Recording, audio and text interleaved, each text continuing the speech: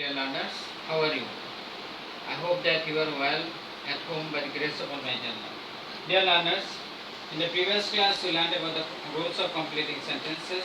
Today I would like to discuss several other rules of completing sentences. I have pointed out some of the rules here. Look at the first one.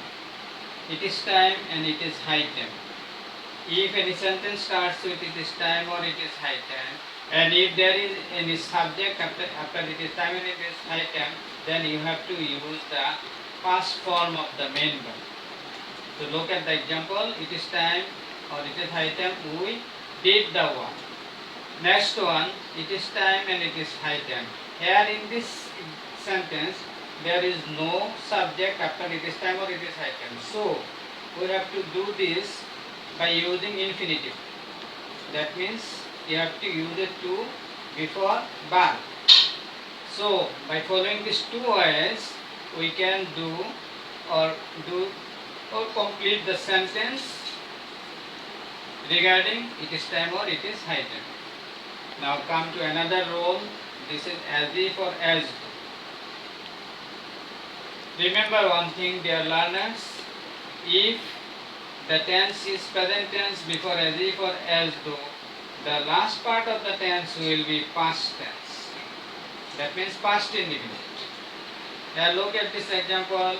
He speaks as if or as though he knew everything.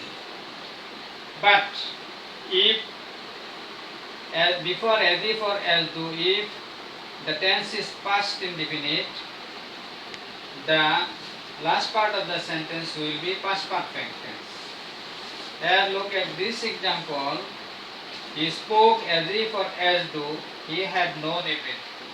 Okay, my dear learners, these two ways you can solve a problem with as if or as though.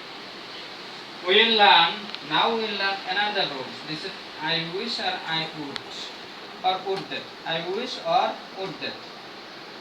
This is used mainly to express the unfulfilled desire or unreal situation. I wish I were a bird. It is not possible for my bird to be a bird. This is an unfulfilled wish. I wish I were a child again. This is also impossible for anyone to be a child again if he grows or if he grows old. So, in order to express the unreal situation, we can use either I wish or would that. Would that is the same rule. Would that I were a king. This is also unfulfilled wish. Okay, my dear learners, try to follow these rules and examples. Now we will learn another rules. This is last. If there is any last in the subject, we have to use first. After last, we have to use the subject and then should, then the base form of the verb. Look at this example. Walk fast, lest you should miss the train. And another example, study seriously, lest you should fail in the examination. Notice one thing, my dear learners. If the situation before last is positive, then after last we have to use a negative approach. And walk fast, this is a positive approach. He studies seriously, this is also positive one, but you should miss the train and he should fail in the examination, these are negative. Now come to another rule.